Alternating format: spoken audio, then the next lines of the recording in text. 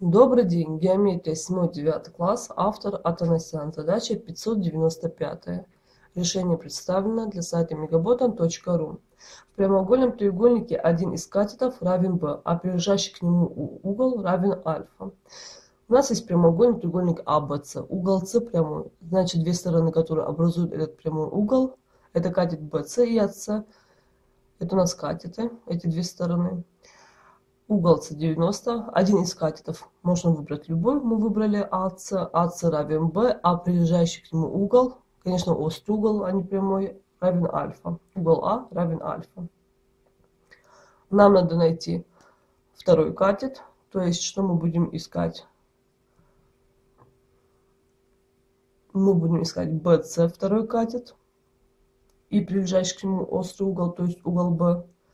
И еще будем искать гипотенузу. Мы их должны выразить с помощью b и альфа. Мы знаем, что тангенсом острого угла прямоугольного треугольника называется соотношение противолежащего катета к прилежащему. То есть тангенс альфа, пока запишем так, тангенс угла А равен противолежащий катет к прилежащему. BC деленное на AC. Нам надо выразить BC. BC будет равен. Умножаем тангенс угла А на АС. А теперь подставим. АС равен Б. Угол А это у нас угол альфа. Тангенс угла альфа. BC мы выразили. Теперь мы найдем угол Б. Сумма острых углов в прямоугольном треугольнике равна 90 градусов. То есть получается, чтобы найти один из них, это у нас получается угол Б равен, мы из 90 градусов вычитаем второй угол, минус угол А. 90 градусов минус альфа. И еще нам надо найти АБ. Мы воспользуемся косинусом, потому что у нас есть прилежащий катет. Косинусом острого угла прямоугольного треугольника называется отношение прилежащего катета к гипотенузе. То есть получается, что косинус угла А это отношение прилежащего катета АС к гипотенузе. Нам надо найти АБ. АБ будет равен косинус, если мы запишем в виде пропорции, здесь будет, и теперь можно перемножить крест на крест. Получается, что у нас АБ будет равен АС деленное на косинус угла А. Подставляем АБ это АС это Б, угол А это альфа, косинус альфа. Мы выразили BC, мы выразили угол Б и мы выразили АБ. Это уже записываем в ответ. Это у нас было задание А.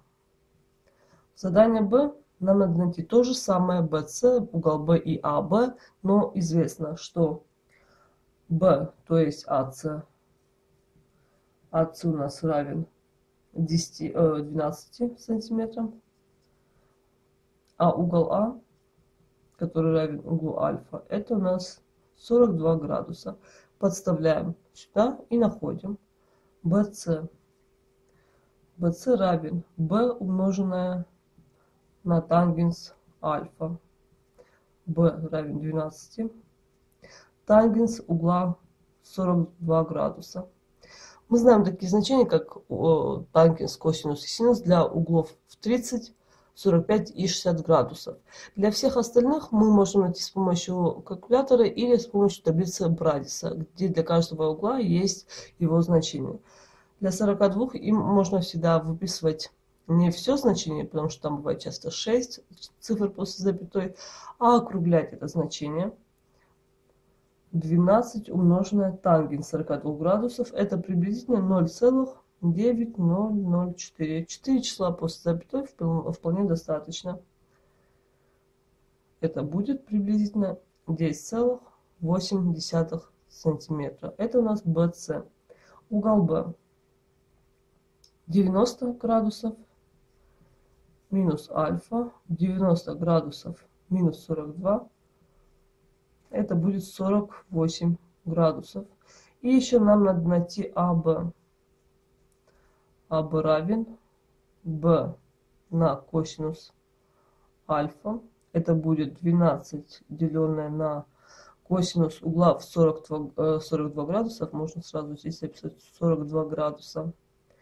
Это у нас будет, опять же, приблизительно 0,7431 после запятой. Делим и получим приблизительное значение 16,15 сантиметра. Записываем. В задание А мы записываем вот эти значения. В задание Б мы записываем...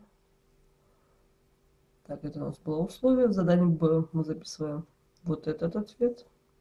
Угол Б и АБ.